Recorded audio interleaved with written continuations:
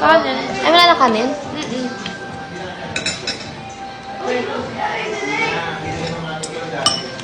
Dahil marami kaming ulam.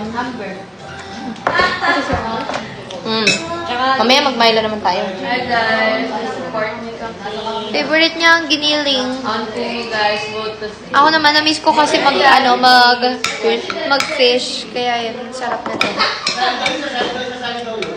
Galing nyo magbigay ng pagkain sa amin. Totoo. Alam nyo ba, yung mga binibigay nyo sa amin, pag nagpapamigay kami dito, nagugustuhan talaga nila. Pati yung sa tinapay.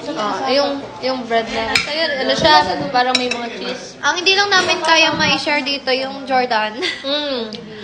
Siyempre. Jordan yun eh. Ano si Amber, kumain sa ating kagabi na itong bangus. Ayun lang ako guys. Di ba, Amber? Sarap. Very good.